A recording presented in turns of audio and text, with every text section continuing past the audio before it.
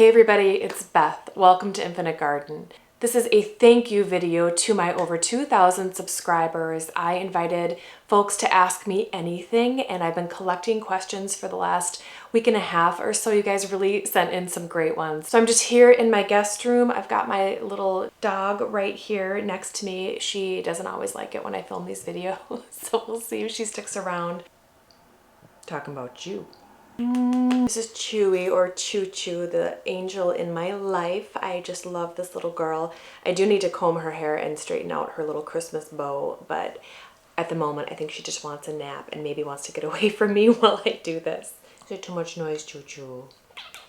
Okay, baby. So I got a lot of really great questions. One of the questions was if I consider myself an introvert or an extrovert. And this is interesting. This is something that I've been thinking about a lot because I'm not really sure. I think in a lot of ways, people who know me would say that I'm extroverted because I do sort of come alive at a party. When I was a little kid, I would get so excited about having a party to attend that my parents learned not to tell me about it until the day of the event, because otherwise I'd be hyped for like days on end and I would be an unbearable child to them. So they had to like spring it on me, and I guess I was always ready once I heard the news. So there's some evidence I could be extroverted. I was also very interested in the performing arts. I was in dance and theater, and I played the viola in an orchestra. So I was never afraid of performing in that way, like in a formal way in front of people. So I never had that stage fright. But at the same time, I get overwhelmed really easily by too much stimulation, and I need a lot of like recharging time in quiet, peaceful spaces.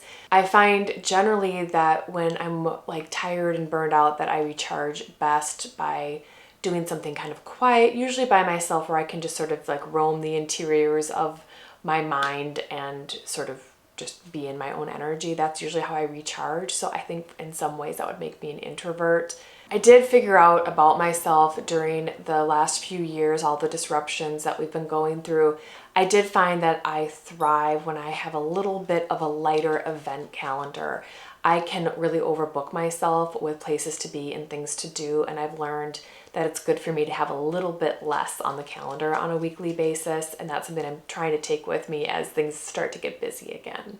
Do I like to shop online or in store? I like both. The answer is both, and I'm going to say I really got into online shopping when I moved to Detroit. I live in the city center. The mall I like to go to the most is about a 30-minute drive away. Before I moved here, I was used to being closer to a good mall, so it changed how often I go, which meant that I was more willing in some cases to shop online. I also found it convenient. My work life can tend to be a little too consuming of my free time, and I started to feel around that time when I moved here that I had less and less time to like bum around the mall and shop. So I got into online shopping a bit more. I'm most likely to shop brands that have an app, like the department store apps. That's kind of mostly where I do my shopping. I do some online shopping, like going directly to brands' websites, but not that much. I get anxious about having all this like data out there. I do like an in-store experience. It's essential in a lot of ways. Yesterday, I did a little bit of last-minute Christmas shopping at some shops that are in downtown Detroit. I did go to a Lululemon down there, and then a shop called Good Neighbor. Got a little coffee. I did the thing. I also went to another shop called Survived. It's a streetwear brand, and I got a really cute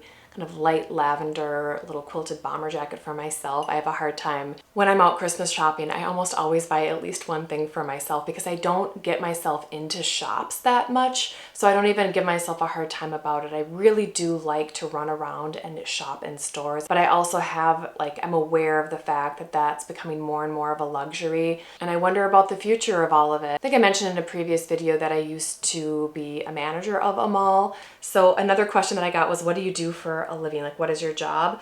So I'll answer that one too. Without giving you like my resume necessarily, I'll just tell you, so I'm a mid-career professional and I work in the real estate space in the public sector. And I think that might be as much as I say specifically about my current job, but I have a long career in like investment real estate. So I went to college as an English major. I was a creative writing major, mostly fiction.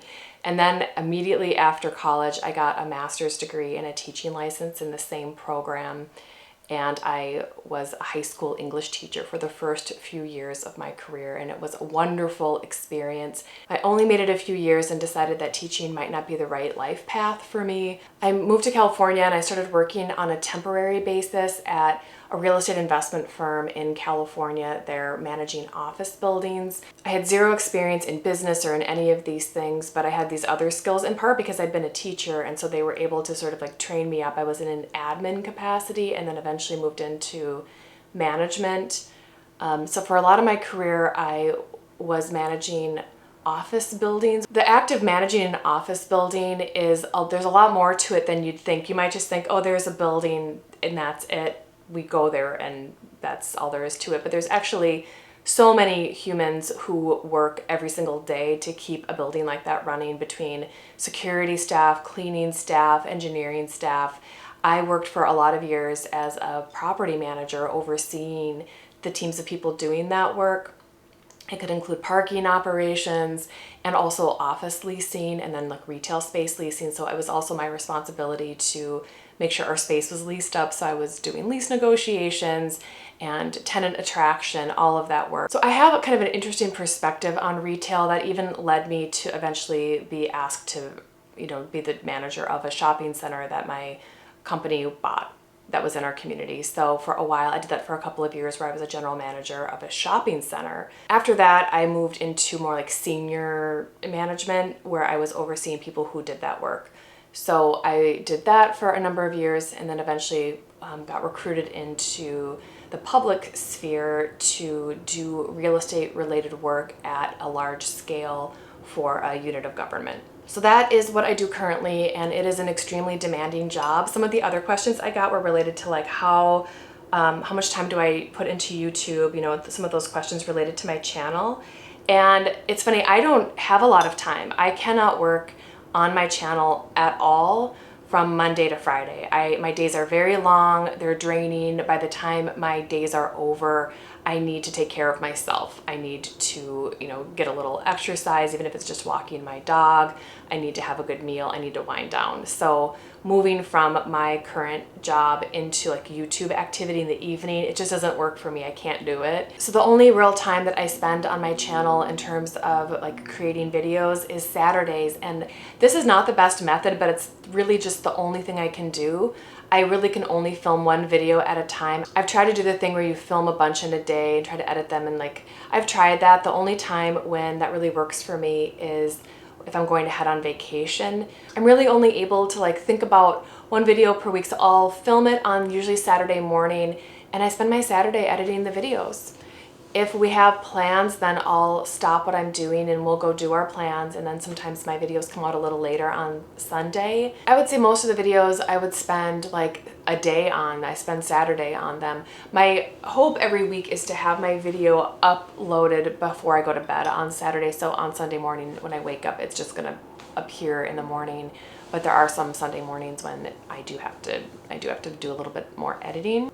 What made me start a YouTube channel? I love YouTube. I wanted to have a YouTube channel for the last 6 years. I have felt for a lot of my adult professional life that I couldn't have a YouTube channel, that's something that was, eyebrow raising, maybe embarrassing, something that would get me in trouble. I just didn't feel like I had the freedom, and I've held it as kind of like a coveted wish for myself to have. Everything that went on in 2020 is what led me to making my channel, sort of the realization that my life is my own, I'm free to live my life, that I can do this without jeopardizing myself, and I can have a channel that I want to have. So I opened my channel 2 years ago. December 21st, 2020 is when I posted my first video in earnest. I think the recognition that life is short and that our voices matter, all of the things that we learned in 2020 led me to have the courage to upload and to keep at it. What are my goals? Last year I said my goals for this year were that I wanted to publish 50 videos and have 5,000 subscribers by the end of the year. I knew 5,000 was a major stretch goal, but I kind of wanted to put it out there. I cannot believe I'm at 2,100. It's like 2,128 as I film this. I am so grateful for all of the support and interest in my channel. I love this community. I can't believe the level of camaraderie and togetherness and kindness that I have seen to me and to each other in the comments. It really it really makes my heart sing. And I know there are a lot of people out there who watch my channel but don't comment, and I see you. I know you're there. I feel you. I understand that not everybody wants to put themselves out there to comment, but they're willing to watch. Thank you so much for being here. I really do appreciate your presence, even if you're not saying hi in the comments. Anyway, so my goals for next year, I want to keep this pace up. There was a question about if I could do Vlogmas. That's like where you upload a video of some kind every day for the month of December. I can't do it. I'm sorry. I just can't. My life would have to change in a very significant way for me to have the capacity to produce more than one video a week. This is what I can do right now. So I love that other creators are doing Vlogmas because I enjoy that. I hope one day that maybe I can join in with that, but as it currently stands, I really just don't have the capacity to do a Vlogmas. I have enough ideas. That's kind of like the rub with me. I would like to make more videos per week, but as it stands right now, it's not realistic for me. Do you have any friends or family that share your love of makeup? Well, this is interesting because I came to being interested in makeup through a friend. It was really a close friend who got me over some of my hesitation about makeup. In 2010, I had a friend get married, and it was at that wedding. This friend had done the bride's makeup that day. She was a bona fide makeup artist. She was part of the school before YouTube, where the makeup looked beautiful but very natural, kind of invisible, airbrushed, really gorgeous, and that was a popular look for the ladies who wanted makeup artistry in the Twin Cities. So she was very much in demand. She understood that I had an office job and that I needed to wear some makeup, but there was a very real limit to how much I could wear. And the level of creative artistry had to be limited to a couple of days a year versus a day-to-day sort of thing. I feel like honestly, she was the one who made me feel comfortable diving deeper. There was a little bit of a bias. Like I said, I'm from Minneapolis, and people certainly wear makeup and do makeup there. I'm not saying that, but different parts of the country have different sort of aesthetic guiding principles. And in Minnesota, at least where I grew up and the people that I grew up around, natural was very much a favorite aesthetic. Less is more, nothing obvious. That was definitely the mode. I like a little bit more. I just do. I always have. I was always interested in theater. I was always interested in glam. Some of us just have that pull. I had that pull. I always have. She's the friend. This is the same friend who bought me my first Pat McGrath makeup.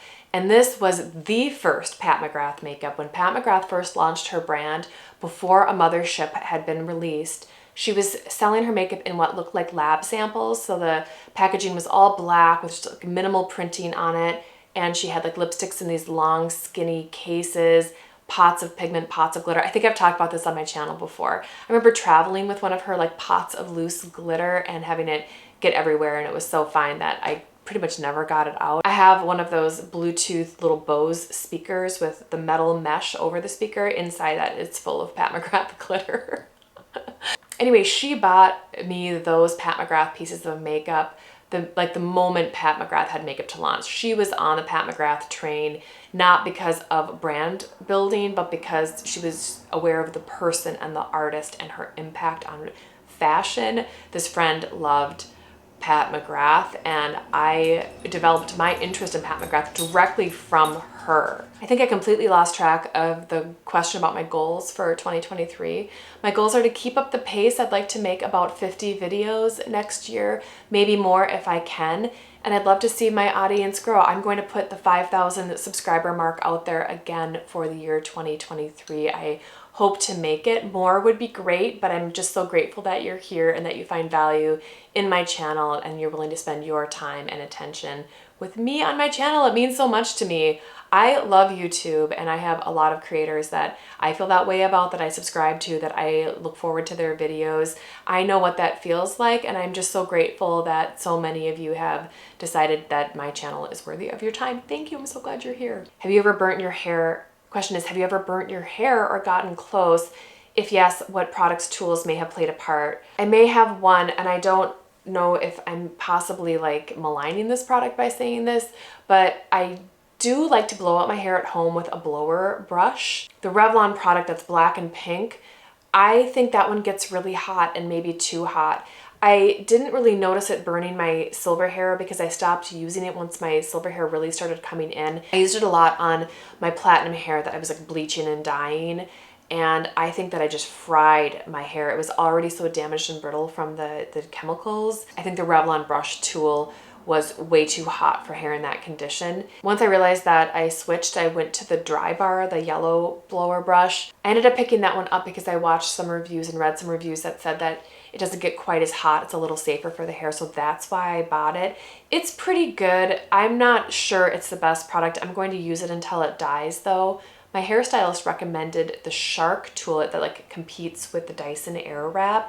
He said it's really great and he thinks that it might be better. So I might end up picking that up in the new year, and if I do, I will promise to do a review of that styling tool with you guys. Okay, how often do I cut and trim my hair? I would say I'll cut my hair 2 to 3 times next year. My hair grows really fast, so I think 2 might be too few. I think 3 is right, but not a whole lot more than that. I do intend to wear it long, and my stylist Brandon, he tends to do cuts that seem to grow out pretty well. I should probably do it more, but that's what I think. I think I'll do it 3 times next year. What are my favorite Christmas traditions? This is kind of sweet, actually. I like this question. So there's like the Christmas traditions from my childhood that I hold dear, and there are the Christmas traditions that I do myself right now. So from my childhood, we had a couple of family traditions that were, I think, somewhat special and I remember fondly.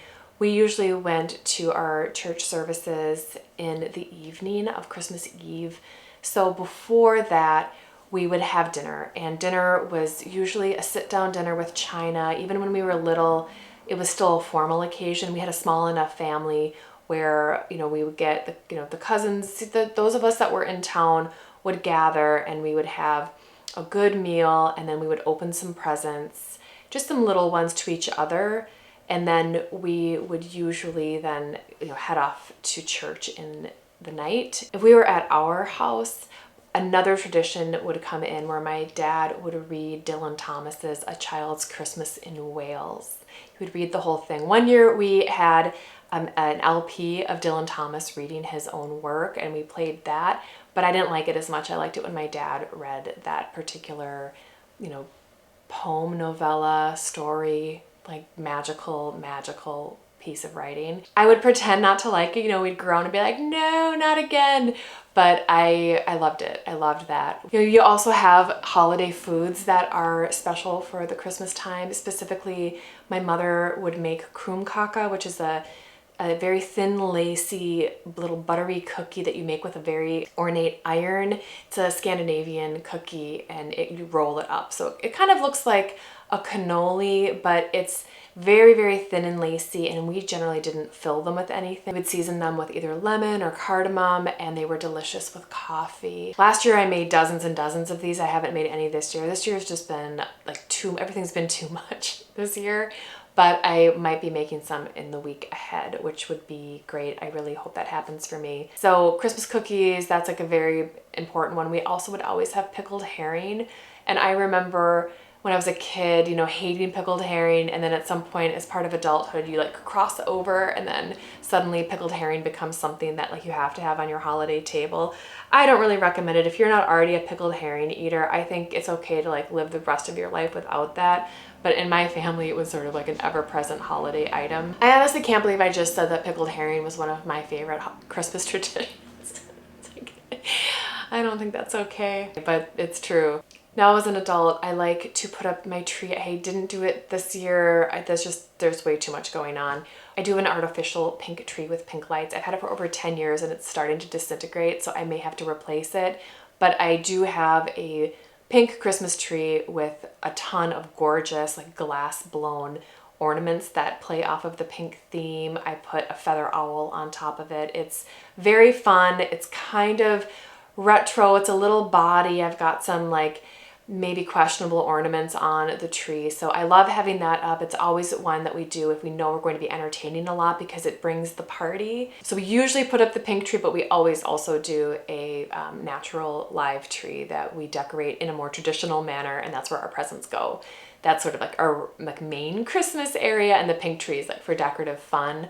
but those are some modern traditions that I really enjoy. Do you have any exciting or not exciting New Year's Eve plans? Does anybody ever have exciting New Year's Eve plans? No, well, I think so. I'm not sure. I was at a birthday party a couple of weeks ago and someone there said there might be an invitation available to us for a party that is like more limited. And we said, yeah, sure, we'll be in town, let us know. And that's kind of where we left it.